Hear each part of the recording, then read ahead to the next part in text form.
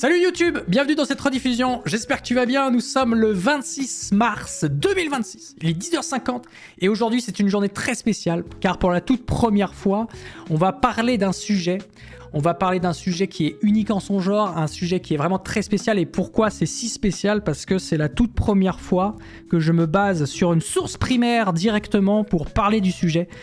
Pourquoi? Parce que il n'y a pas de source secondaire disponible. En réalité, c'est l'auteur lui-même de cet article de littérature scientifique qui m'a contacté il y a quelques temps pour venir parler de son sujet pendant un live. Donc voilà, je voulais le faire venir en vocal, mais malheureusement, il a plutôt souhaité que je traite de l'article par moi-même. Du coup, il a pris son temps pour me renseigner. On a fait un petit vocal. Voilà, je vous donne tous les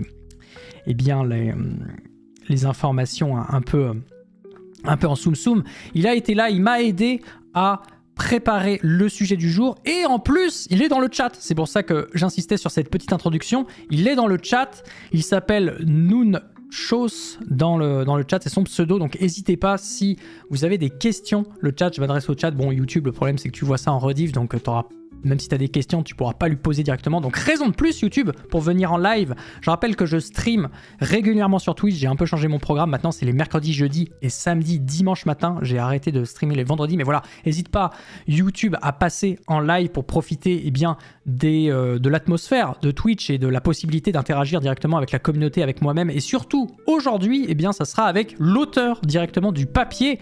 Sans plus tarder, laissez-moi vous montrer cette source primaire. Donc voilà, je suis actuellement, sauf erreur de ma part, le seul média ayant traité de cette actualité. C'est bien une actualité puisque l'article est sorti relativement récemment, fin 2025. On parle ici d'un sujet qu'on traite rarement sur la chaîne, en lien avec la biologie végétale. Et pas n'importe laquelle, puisque une biologie qu'on pourrait qualifier de antique, de très ancienne, de paléontologique même, puisqu'on va s'intéresser à un fossile, une plante fossilisée de la famille des Medullosa. Donc je vais prendre le temps d'expliquer un petit peu ce que j'ai compris grâce à l'auteur. Et d'ailleurs, je laisserai l'auteur, si tu le souhaites, dans le chat. Donc on est avec Lidéric Portailler. Je te laisserai, si tu veux, me compléter, rajouter des informations par rapport à ce que je dis et évidemment me corriger quand je vais raconter de la merde, car il est probable que je raconte des bêtises, vous le savez. Ce ne sera pas la première ni la dernière fois d'ailleurs. Donc voilà, de quoi s'agit-il exactement? Il s'agit d'un objet de type fossile. L'objet d'étude est un fossile de plante, une plante qui appartient à l'ordre des Medullosa. Alors pour la faire simple, c'est un type de fougère particulier. Avant qu'on s'intéresse à la plante et que je vous montre quelques visuels qui vous permettra de vous représenter à quoi ça ressemble, on va faire une petite remise en contexte de quand date ce fossile et pourquoi c'est intéressant justement de l'étudier, cette fougère fossilisée. Et bienvenue à tous ceux et celles qui viennent de nous rejoindre. Salut à Chot Peluche qui est avec nous. Et bien sûr, n'hésitez pas, je le rappelle, à demandez directement à l'auteur dans le chat si vous avez des questions extrêmement précises, parce que je ne serai probablement pas moi-même à même de répondre à ces questions si elles sont justement particulièrement précises. Alors, petite remise en contexte avant que je vous montre du coup des infos concernant la plante. J'aime bien vous montrer cette infographie qui nous vient du Muséum national d'histoire naturelle. C'est une frise chronologique qui reprend l'histoire de la Terre. Pour un petit peu se situer, ici on va s'intéresser à une époque qui s'appelle le Permien, qui est en fait à la fin de l'ère, le Paléozoïque. Alors, pour ceux qui veulent se resituer un peu, les dinosaures c'est le Mésozoïque, d'accord? Les dinosaures c'est les trois périodes du Mésozoïque que sont le Trias, le Jurassique et le Crétacé, d'accord? On est avant ça. Donc on est avant les dinosaures, on est dans l'ère du Paléozoïque et dans, si vous voulez, la dernière période du Paléozoïque qui s'appelle le Permien. C'est de cette période qu'a été daté le fossile qui nous intéresse aujourd'hui, plus précisément autour de 290 millions d'années. Donc on est plutôt au début du Permien, d'accord? On est à une période un petit peu de transition entre le Carbonifère et le Permien, même si on est déjà dans le Permien. C'est important que je le précise parce que justement, au niveau de la Terre, il y a pas mal de changements environnementaux qui ont lieu entre le Carbonifère et le Permien. Le Carbonifère est une période plutôt connue pour ces régions tropicales, ces températures relativement modérées, voire peut-être un peu froides, surtout que l'existence de glace au niveau des pôles. Et ce qu'il faut savoir, c'est que lorsqu'on passe du Carbonifère au Permien, eh bien, les températures de la Terre se voient globalement augmenter. On va avoir la fonte des glaces et on va avoir du coup des changements climatiques suffisamment importants pour que la faune et la flore évoluent elles aussi. Ce qui est important dans l'histoire, ce qu'il faut comprendre, c'est que l'histoire de la Terre va conditionner aussi l'histoire de la vie. Il va y avoir coévolution en réalité entre la Terre et le vivant. Et donc c'est intéressant pour les paléontologues de savoir comment la faune et la flore évoluent en fonction des âges de la Terre. Et donc là, il s'agit d'étudier entre autres comment l'évolution du climat entre le Carbonifère et le Permien a été gérée par un certain nombre de plantes ici, des plantes particulières qui sont apparentées, on va dire, à des fougères qu'on appelle les Médulosas. Les Médulosas, donc du coup, c'est cet ordre de plantes qui seront à l'honneur aujourd'hui, sachant que les Médulosas existaient déjà au Carbonifère et elles ont elles-mêmes subi les changements climatiques qui a eu lieu du Carbonifère au Permien. Avec surtout ce qu'il faut retenir du coup, cette élévation de température qui a conduit à des environnements un peu plus chauds et éventuellement un peu plus secs. Les Médulosas, alors ce qu'il faut comprendre, c'est que les Médulosas, donc ces fameuses fougères du Carbonifère, elles avaient une structure plutôt lianescente, c'est-à-dire elles fonctionnaient plutôt comme des lianes. Alors je pense que je peux montrer un peu à quoi ça pouvait ressembler, par exemple sur cette infographie. Alors je vais revenir après sur cette infographie pour vous montrer un événement particulier, mais quand on parle de lianescent, faut imaginer des structures comme la liane que vous voyez ici qui tourne autour de ce tronc. Donc il faut imaginer que la fougère en question, la médulosa du coup du Carbonifère, pouvait ressembler à ce genre de plante en forme de liane qui s'agrippait à des arbres par exemple pour pouvoir monter. Donc ça, c'est une des caractéristiques de Médulosa au Permien. Je vous ai dit que entre le Permien, au Carbonifère, pardon, je vous ai dit qu'entre le Carbonifère et le Permien, il y avait des changements climatiques et ces changements, ils ont fait évoluer aussi les Médulosas qui sont passés d'une structure lianescente à une structure plutôt arborescente. Et cette structure arborescente, on en a justement plusieurs illustrations. Alors je vais reprendre la même ici. Donc ça serait ce genre de spécimen ici que vous voyez là, que je montre avec mon curseur. Ça, c'est la structure arborescente de Médulosa avec des magnifiques frondes que vous voyez et qui pourraient s'apparenter visuellement à des branches de fougères, si vous voulez. Elles ressemblent en effet à des fougères, mais attention, elles sont plus proches des gymnospermes, donc des pins des épicéas, j'imagine, que des fougères. Merci pour la précision. Donc voilà, ce qu'il faut comprendre, c'est un changement de structure de la fameuse Médulosa. Et ce qu'essayent de comprendre les paléontologues, c'est justement cette structure. Qu'est-ce que ça induit après dans le fonctionnement d'un point de vue biologie végétale? Qu'est-ce que ça va changer entre le fonctionnement lianescent et arborescent? Bon, autre que bien sûr macroscopiquement la forme physique, quels sont les éléments biologiques qui changent et pourquoi ça a changé dans ce sens. Et vous allez le voir, on va comprendre aussi qu'est-ce qui fait que la forme arborescente est mieux adaptée à l'environnement du Permien, qui je le rappelle est plus chaud, plus sec. Qu'est-ce que je peux rajouter d'autre? Oui, si vous voulez une autre vision de Médulosa en mode arborescent, ça serait aussi cette structure-là. Voilà, je vous donne une autre infographie. Donc voilà, ça vous donne un petit peu une idée du spécimen. Ah oui, un autre élément important, c'est le fait que les spécimens Médulosa du Permien, donc qui je le rappelle est la période précédente, non, excusez-moi, à chaque fois je mélange les deux.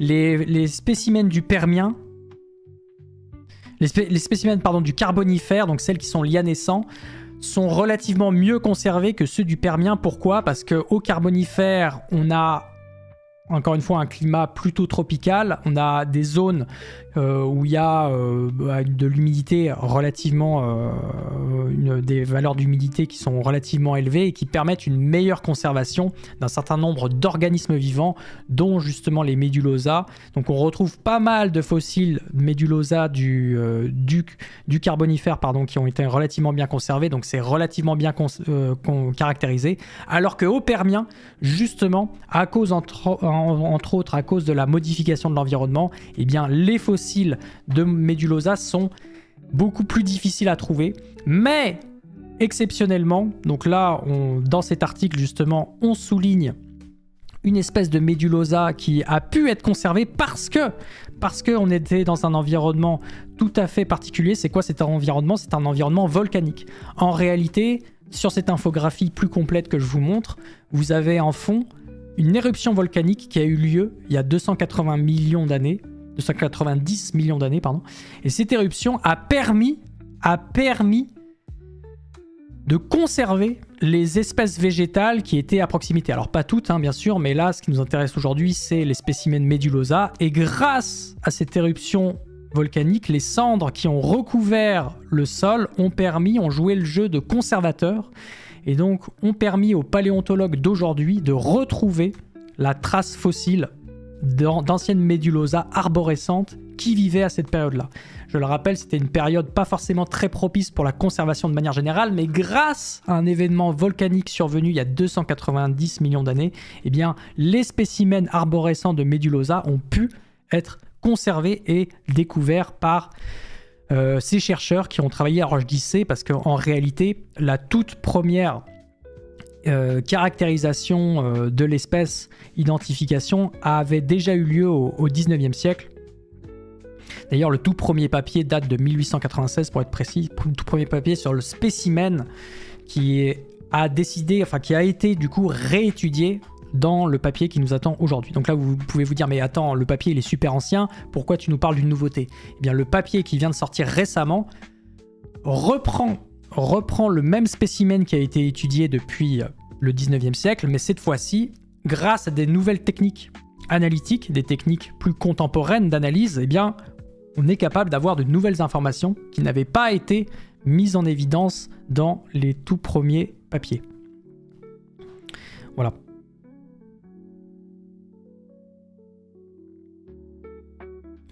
Donc ça, c'est pour la petite remise en contexte.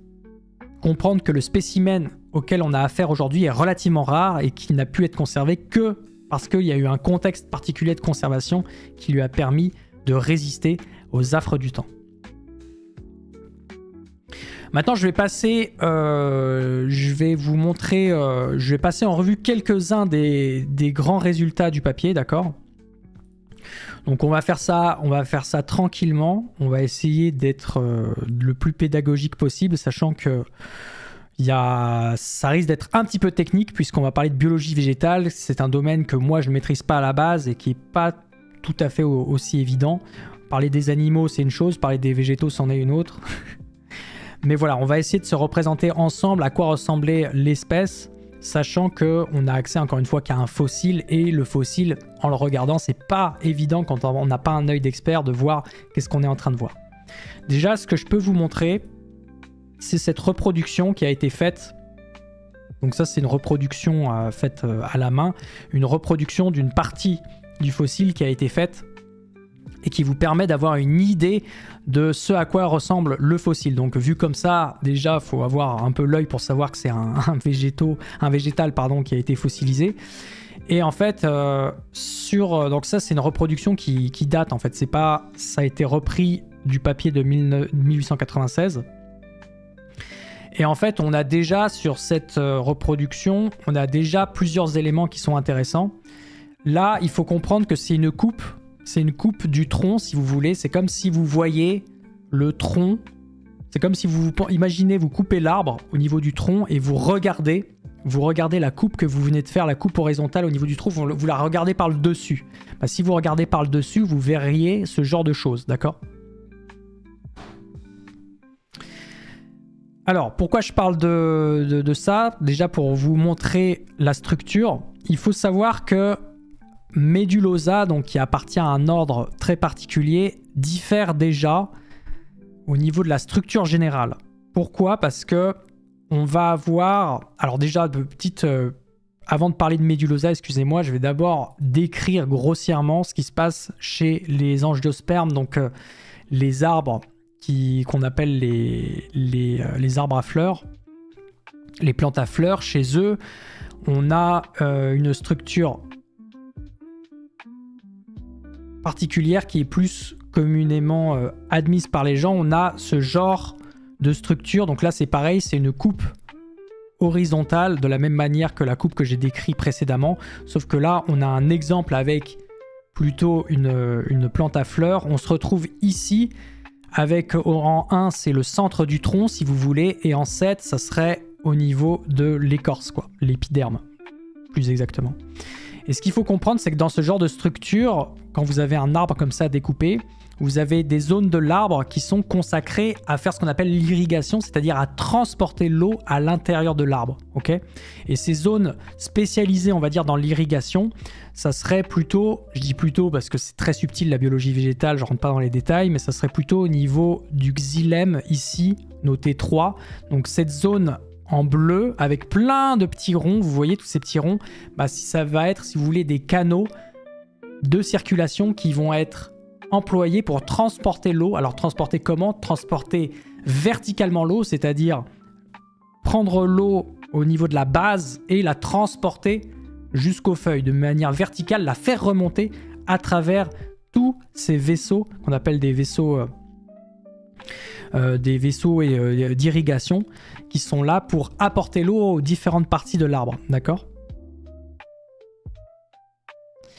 Donc ça, c'est la structure un peu de base qu'on apprend quand on fait de la biologie végétale. C'est de comprendre qu'on a un apport d'eau qui est vertical, donc qui est du bas vers le haut. Donc là, on voit une coupe depuis le dessus. Donc il faut imaginer que ça monterait vers vous comme ça. Ça monterait vers vous. L'eau monte à travers tout un tas de vaisseaux. Donc ça, c'est une structure un peu de base qu'on retrouve chez les plantes à fleurs. Et comme Médulosa, elle n'est pas une plante à fleurs, elle appartient à l'ordre plutôt des fougères. En fait, de base, sa structure est radicalement différente. On retrouve en particulier, vous voyez la structure qu'on a vue avec justement le xylème qui sont ces canaux qui permettent de remonter l'eau. Et en fait, il faut s'imaginer que cette structure, on la retrouve démultipliée au sein de Médulosa. Donc là, c'est pareil, je vous remonte la coupe. Ça, c'est la coupe de Médulosa. Et en réalité, chaque rond ici, chaque unité, c'est l'équivalent de une unité, une structure telle que je vous l'ai montré dans les plantes à fleurs. Je vous remonte l'image vite fait, mais regardez... est-ce que je l'ai... Ah ouais, non, je l'ai retiré. Je vous la remonte vite fait. Vous voyez cette structure-là qu'on retrouve de manière unique au sein du tronc. En fait, c'est comme si elle se retrouvait de manière multiple ici. Chaque rond, si vous voulez, c'est une unité. Et donc, c'est une unité qui se retrouve démultipliée au sein de Médulosa. Donc c'est un peu comme si vous aviez plein de troncs au sein du tronc. C'est un peu bizarre dit comme ça, c'est très vulgarisé, très grossier la manière dont je le dis, mais c'est pour vous donner une image. C'est comme si vous aviez plusieurs troncs au sein d'un même tronc. Le tronc ici, ça c'est le tronc Médulosa, d'accord? La totalité c'est le tronc Médulosa. Et au sein de ce tronc Médulosa, vous avez plein d'unités qui sont les mêmes unités, ce qui est la même unité de base, le même tronc de base des plantes à fleurs, quoi. Voilà. C'est des petits troncs au lieu du tronc. Ouais, c'est ça, c'est plein de petits troncs au sein d'un même tronc. On peut le voir un peu comme ça. Et donc c'est comme ça que vous comprenez qu'en fait, toutes ces petites unités vont participer. Donc en anglais, c'est ce qu'on appelle les Central Accessory Strands. Bon, on s'en fout un peu du nom, mais toutes ces unités, elles ont ce nom-là et elles vont participer à l'irrigation verticale, du coup, de Médulosa, de l'espèce, du spécimen dans son entièreté, là, qui, je rappelle, est tout cette coupe-là. Donc on a cette répartition, voilà, on a un système avec une démultiplication de ces unités qui permettent l'irrigation verticale. Et ce qui s'appelle Jacques le tronc, je sais pas, tu pourras demander à l'auteur s'ils ont décidé de l'appeler d'une manière, j'ai compris la blague bien sûr. Voilà. Donc déjà, première grosse différence entre Médulosa et ce qu'on peut retrouver dans la biologie végétale habituelle des plantes à fleurs, c'est cet aspect-là, avec toute une démultiplication des unités participant à l'irrigation verticale du spécimen. Ok, et ça fait partie des grandes différences. Bon, il y en a d'autres. Il y en a d'autres différences qui vont peut-être être un peu plus compréhensibles. Alors, pour voir ces différences, je vais partir de l'apex, c'est-à-dire l'extrémité en haut de l'arbre, et je vais descendre progressivement dans la structure, on va dire. On va faire comme ça. J'ai décidé de le raconter comme ça pour que ça soit un peu plus compréhensible. Donc là, on va passer en revue d'autres caractéristiques en partant du sommet de l'arbre et en descendant progressivement. Donc on va s'intéresser maintenant à la partie apex. Donc encore une fois, c'est vraiment à l'extrémité de la plante, à l'extrémité haute de la plante. Et donc les chercheurs, dans cet article, ils ont pu étudier justement à quoi ressemblait l'apex, sous quelle forme était la pointe de l'arbre en haut. Est-ce que c'était une pointe sous forme justement très obtus, très aigu, au contraire très obtus, plutôt plat, plutôt épais? Bah, vous allez le voir justement. Ils ont passé du temps à caractériser cet apex. Alors je vais vous montrer la bonne figure qui va bien pour qu'on arrive à suivre ensemble. Alors, au niveau... Alors déjà, avant de parler de la pointe, de la forme de la pointe, pardon, ce qu'ils ont réussi à montrer, c'est la présence de frondes. Alors les frondes, c'est le nom qu'on donne aux, entre guillemets, feuilles. Il ne faudrait pas dire feuilles, mais plutôt frondes. C'est le nom qu'on donne justement à ces unités végétales qu'on retrouve au niveau de l'apex. Alors si vous avez du mal à vous représenter ce que c'est qu'une fronde, je pense que je vais juste vous mettre l'image qui va bien. Vous allez tout de suite comprendre. C'est tout simplement cette partie-là de la fougère, quoi. C'est la partie feuillue, entre guillemets, de la fougère. Je ne sais pas comment le dire de manière plus compréhensible, mieux vulgarisée, mais voilà, c'est cet aspect-là. C'est ce qu'on appelle une fronde. Donc sur une fougère, vous avez généralement plein de frondes qui sont disposées. De la même manière, sur l'infographie ici, les frondes, ça va être tous ces éléments-là que vous voyez. Après, on peut parler de fronde primaire, secondaire, etc. Mais l'idée, c'est que voilà, la fronde, ça va être ces éléments végétaux qui se situent au niveau de l'apex. Et ben, les chercheurs ont réussi, à travers le fossile, à mettre en évidence la présence de ces frondes. Alors, ça se voit pas de manière très explicite ici, mais sur cette figure, les nuances de gris traduisent des frondes différentes. Donc, si vous voulez, ces fameuses, entre guillemets, feuilles qui sont au niveau de la tête du végétal. Et en fait, non seulement ils arrivent à mettre en évidence qu'il y a du tissu végétal, voilà, qui s'apparente à celui de la fronde, mais en plus que ces frondes, elles sont enroulées, quoi. C'est-à-dire qu'elles vont avoir une forme plutôt spirale, si vous voulez, qui va embrasser un petit peu le sommet. Un peu à l'instar de l'image qu'on a là, quoi. Donc non seulement ils arrivent à détecter, à mettre en évidence la présence de frondes, mais aussi leur forme autour du végétal qui serait une forme plutôt enroulée, quoi. Voilà, c'est l'idée donc déjà d'avoir été capable de mettre ça en évidence. Après, autre résultat qui concerne l'apex. Alors oui, j'ai oublié de le préciser, mais... Ouais, je le dirai plutôt à la fin, excusez-moi, je le dirai plutôt à la fin. J'allais rajouter quelque chose, mais je le dirai plutôt à la fin. Donc voilà, d'une part, il y a la présence de ces frondes qui sont enroulées. D'autre part, il y a aussi ce qu'on appelle la forme de l'apex. Donc j'ai commencé à en parler tout à l'heure. C'est quoi, du coup, cette forme? Et ben en fait, il s'avère que la forme en question est plutôt plate, comme je vais vous la montrer sur une des figures. Voilà, ils ont réussi, pareil, à montrer que l'apex qui est présent ici dans le fossile a une forme, alors pas tout à fait plate, c'est un peu épais, un peu arrondi, mais en tout cas c'est bien plus plat que ce qui peut exister en biologie végétale habituelle. Alors qu'est-ce que ça change? Vous allez me dire, à quoi ça sert de savoir à quoi ressemble l'apex? Donc je rappelle, l'apex, ça va être la zone aussi où il va y avoir pas mal de divisions cellulaires et que va être la zone à partir de laquelle la plante va pousser verticalement vers le haut. Donc c'est pour ça que c'est intéressant de s'intéresser à l'apex, parce que ça va être à partir de l'apex qu'on va pouvoir avoir de la croissance.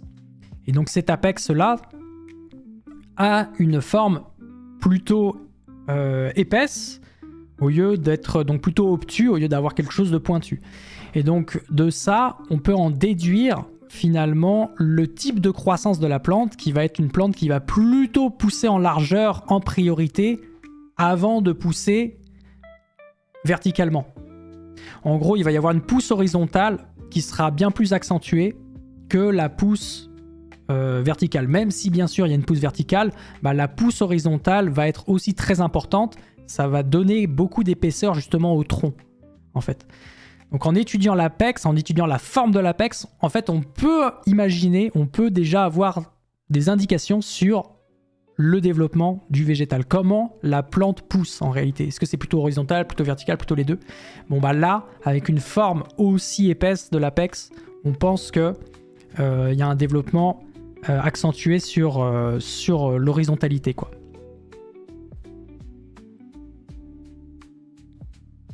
A plus Madlours, merci d'être passé. Et n'hésite pas, bien sûr, il y aura le replay disponible. Donc, autre information intéressante concernant l'apex, encore une fois, c'est cette forme qui permet d'appréhender le type de pousse. Il y a un autre élément intéressant au sein du végétal, donc c'est là où on va descendre un peu plus bas dans la structure. Là, on s'était intéressé à l'apex. Si on s'intéresse, on va dire, au tronc en tant que tel, on retrouve tout le long du tronc ce qu'on appelle des cavités mucilage. Alors, du mucilage. Alors, le mucilage, ça a l'air d'être un mot compliqué, mais en gros, de ce que j'ai compris, ça va être des petites cavités, des petits trous dans lesquels la plante va pouvoir stocker de l'eau. Alors, il n'y a pas que de l'eau que la plante peut stocker. Il y a le mucilage, ça existe dans les plantes actuelles, d'accord? Il y a des plantes actuelles qui ont du mucilage pour stocker pas que de l'eau d'ailleurs, mais aussi des toxines. Pour ce qui est de Médulosa, donc le mucilage en question, ça va être les taches ici, les taches blanches que vous voyez. C'est pas les trucs verts, hein. C'est plutôt les taches blanches que vous voyez sur cette représentation-là. Il y en aurait d'autres sur d'autres figures, je pourrais vous montrer, mais voilà, vous avez plein de cavités comme ça qu'on appelle des mucilages, et dans ces mucilages, ça va pouvoir stocker de l'eau. Donc là, c'est pareil, on pourrait se dire à quoi ça sert? Eh bien, dans un environnement qui devient de plus en plus chaud, de plus en plus sec, on devine tout de suite quel pourrait être l'intérêt pour une plante d'avoir ces mucilages-là pour pouvoir avoir du stockage d'eau en cas de pépin, quoi. Autre élément à souligner qui est intéressant dans la structure de cette fougère, c'est le système vasculaire. Alors, système vasculaire, j'ai commencé à en parler, c'est tout le système de vaisseau qui sert à l'irrigation de la plante. Donc, le transport de l'eau, encore une fois, au sein de la plante. Ce transport de l'eau, en fait, chez Médulosa, on le retrouve bien sûr verticalement. Je dis bien sûr parce que c'est ce qu'on avait déjà vu. Je vous rappelle, petit rappel de tout à l'heure, mais chez les plantes à fleurs habituelles comme le tronc que vous avez ici, vous avez du transport vertical. Vous avez encore une fois l'eau qui est prélevée au niveau du sol et qui est transportée à l'intérieur du tronc jusqu'au sommet. D'accord? Donc ça, c'est le fonctionnement habituel, qui est vertical, transport vertical de l'eau. Ce type de transport, on le retrouve bien sûr aussi chez Médulosa, mais la spécificité de Médulosa ici, c'est d'être capable de faire aussi du transport horizontal. Et c'est quelque chose qu'on ne retrouve pas nécessairement dans les végétaux habituels. Et ça, c'est vraiment du coup une spécificité de certaines plantes dont Médulosa font partie. Donc c'est l'idée qu'on peut transporter, alors je vais vous montrer vite fait une figure, le Médulosa est capable de transporter aussi bien horizontalement que verticalement l'eau. Et ça peut se voir par exemple, je vous montre très rapidement sur cette figure ici, donc concentrez-vous juste sur cette figure-là. Vous voyez en fait plein de flèches qui sont représentées. Donc les flèches, c'est le transport hydraulique, donc le transport de l'eau, d'accord? Et en fait, vous voyez que dans ce transport, il y a aussi du transport qui se fait à la verticale, en réalité, et qui permet du coup d'irriguer les parties périphériques de la plante, et c'est pas seulement un transport vertical, quoi. Il y a aussi de l'horizontalité qui existe.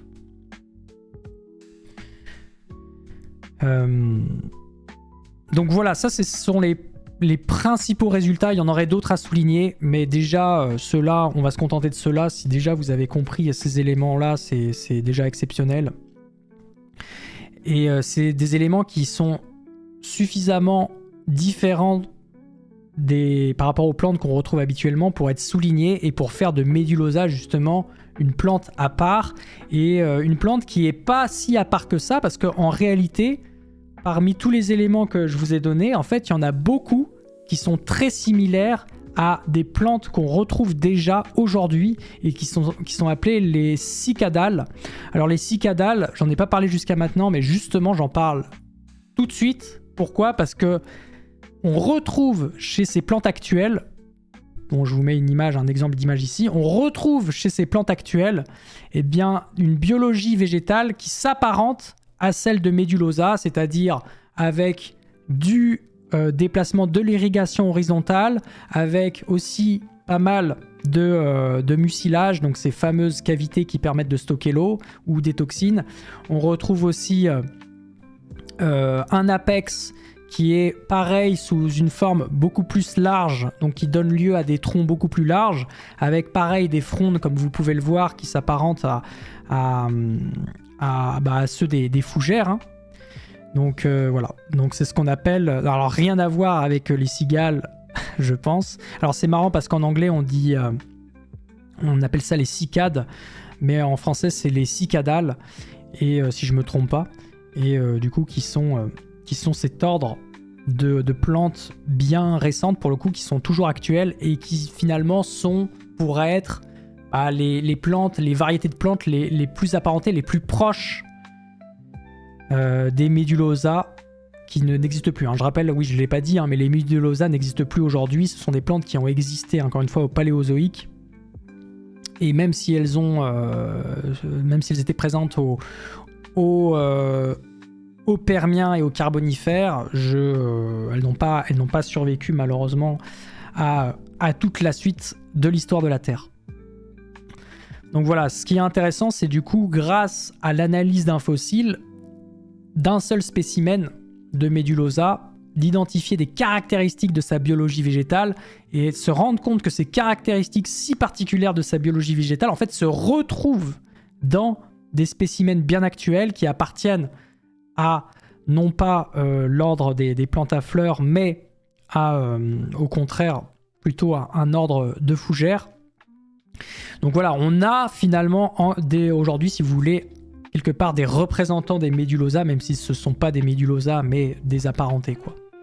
Donc maintenant, la question, c'est de se dire, ok, c'est bien beau tout ça, mais quel est l'intérêt ? En fait, l'intérêt, au-delà d'avoir une meilleure compréhension de la biologie végétale et de tout ce qu'elle implique, c'est aussi de comprendre comment ces végétaux, ils évoluent en fonction de l'histoire de la Terre. Parce que tout à l'heure, je vous l'ai dit, et je vais reboucler là-dessus pour conclure, on a, si vous avez bien compris, les Médulosa existaient, du coup, je vous remets la petite frise pour être sûr que vous raccrochiez les wagons.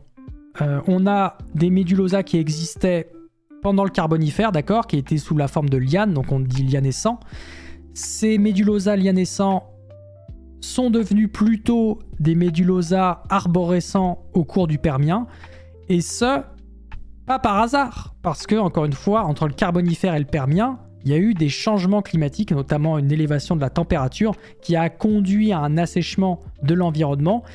Et donc, qui dit assèchement de l'environnement dit des conditions parfois plus difficiles pour les plantes de résister, en fait, de tenir. Puisqu'on sait que les plantes ont besoin d'eau, ça je vous l'apprends pas, et que dans des environnements de plus en plus secs, les plantes peuvent être menacées et mourir. Du coup, voir que la forme lianescente a évolué vers la forme arborescente, ce n'est pas un hasard parce que c'est une adaptation. C'est tout à fait le résultat d'une adaptation de la plante pour résister à des environnements de plus en plus secs. Puisque quand vous avez un tronc plus large, donc plus de bois, donc aussi plus de mucilage pour stocker l'eau, donc plus de capacité de résister à des températures extrêmes, vous êtes aussi plus apte, bien sûr, à vivre, à continuer de vivre et à tout simplement vous reproduire éventuellement et continuer et bien de proliférer dans ces forêts du Permien. Donc tout l'intérêt, si vous voulez, il est là. C'est pas seulement bien sûr d'avoir les différences au niveau de la biologie végétale entre les différents types de végétaux, de plantes qui existent dans le monde, mais aussi et surtout comprendre comment le vivant évolue en fonction de l'évolution de l'environnement. Et là, on a un peu un cas d'école avec Médulosa qui a changé littéralement de forme entre le Carbonifère et le Permien pour pouvoir être quelque part, enfin je dis pour pouvoir, c'est pas une volonté de la part de Médulosa, encore une fois, c'est des mécanismes de sélection naturelle qui ont poussé la forme arborescente à exister, à persévérer et à créer cette biologie végétale qui n'existait pas ou peu avant, quoi. Voilà, je vais m'arrêter ici les amis, j'espère que ça vous a plu, j'espère que j'ai pas trop raconté de la merde. On va rester avec l'auteur de l'article, je rappelle Nunchos qui est dans le chat, vous pouvez lui poser des questions, on pourra revenir sur certains points si vous voulez.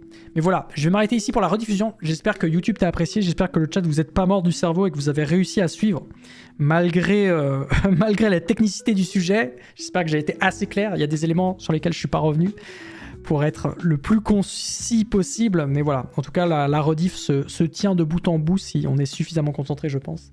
Merci YouTube d'avoir été là, j'espère que tu as apprécié, n'hésite pas à faire un retour en commentaire, n'hésite pas à venir aussi en live, c'est important pour interagir avec la communauté et poser tes questions, surtout qu'on a l'auteur en direct, donc ça c'est cool. Allez, je te laisse, je te fais des bisous et je te dis à très bientôt pour une prochaine émission. Ciao!